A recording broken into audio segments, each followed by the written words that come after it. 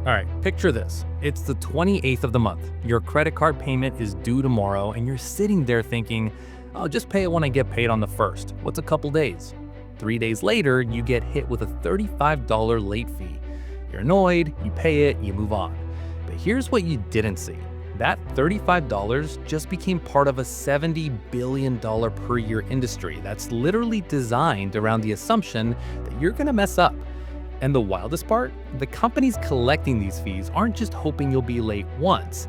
They've built entire business models around you being late repeatedly, and they've gotten so good at predicting when you'll slip up that they can forecast their late fee revenue more accurately than their actual product sales.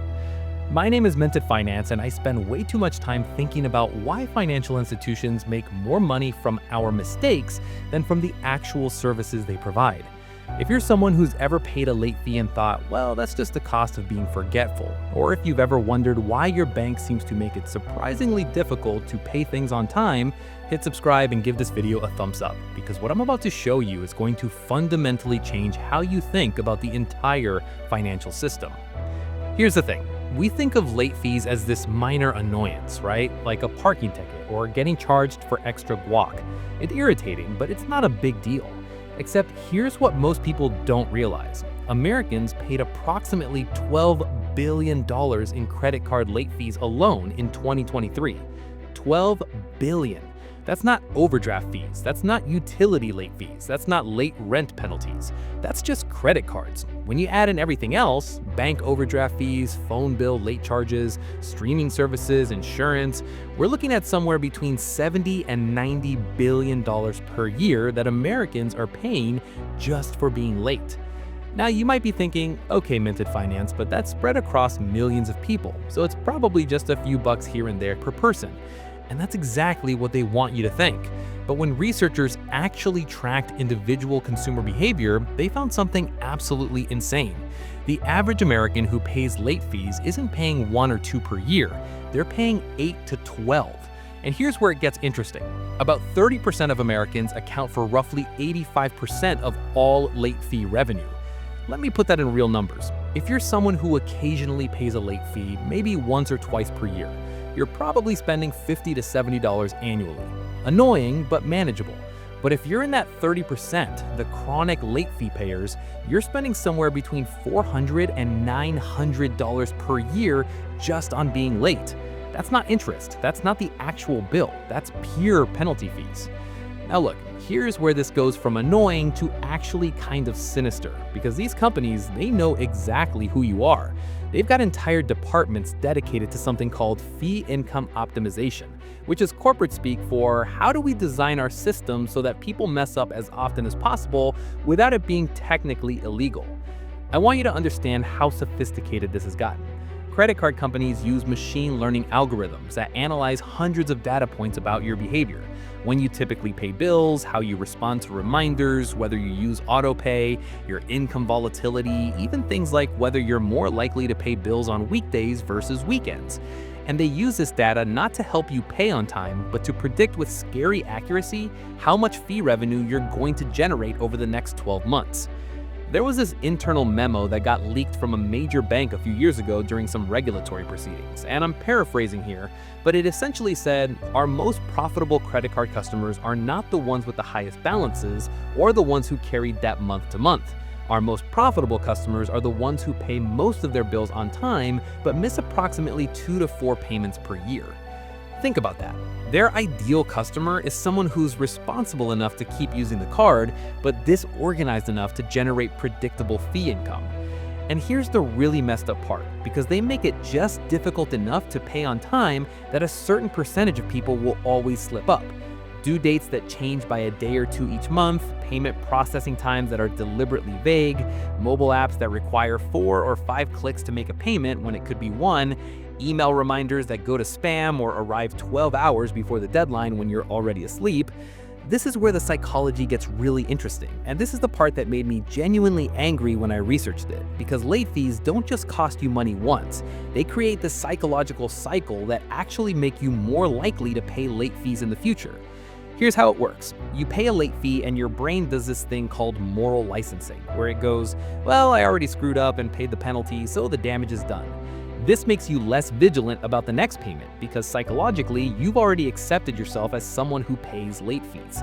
It's like when you eat one cookie on a diet and your brain goes, well, the diet's already blown, and suddenly you've eaten the whole box. But it gets worse. Late fees create what behavioral economists call a scarcity spiral. You pay a $35 late fee, which means you have $35 less in your account, which makes you more likely to overdraft on something else, which creates another fee, which creates more scarcity, which makes you more stressed and distracted, which makes you more likely to forget the next payment. It's a self-reinforcing cycle, and the financial companies know this. They've literally done studies on it.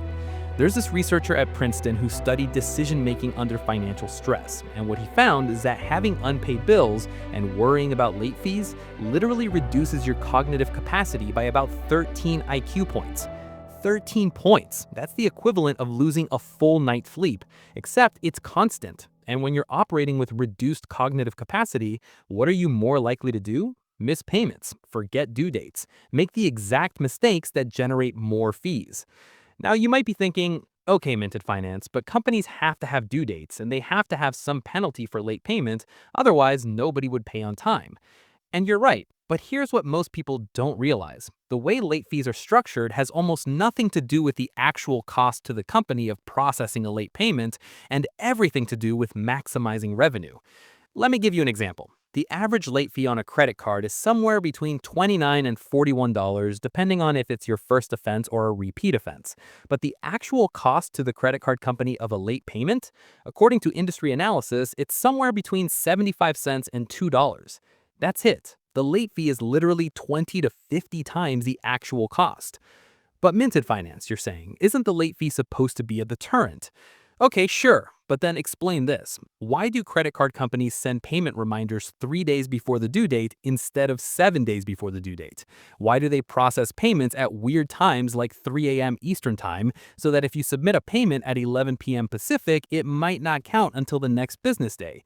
Why do some companies have different due date rules for different payment methods, where an online payment is due by 8 p.m., but a phone payment is due by 5 p.m.?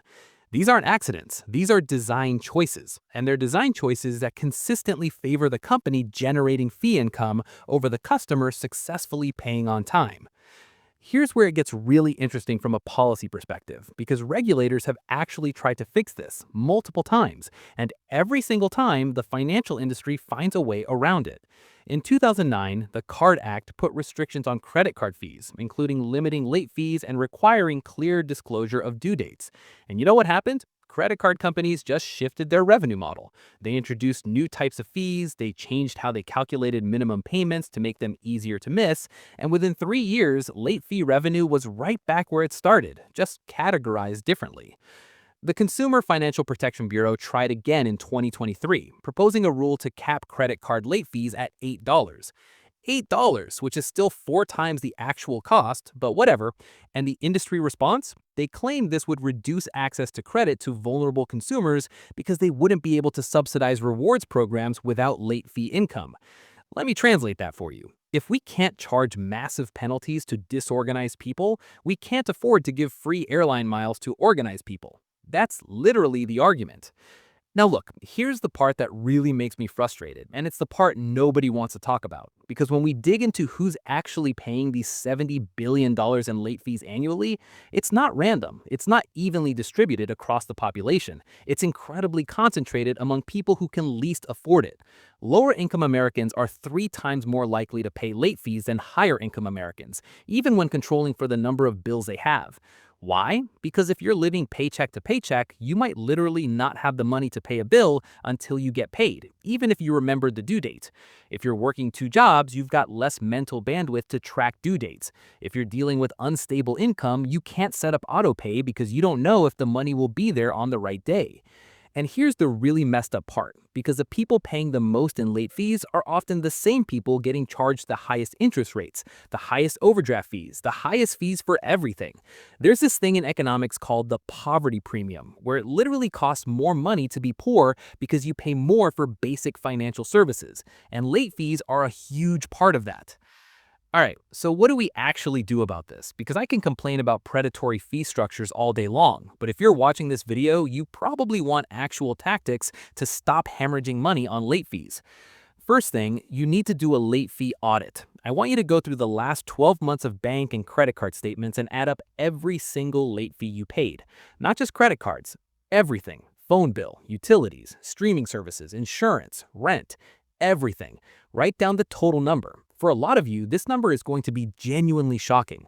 I've had people do this exercise and discover they paid over $600 in late fees in a year without realizing it because they never added it all up.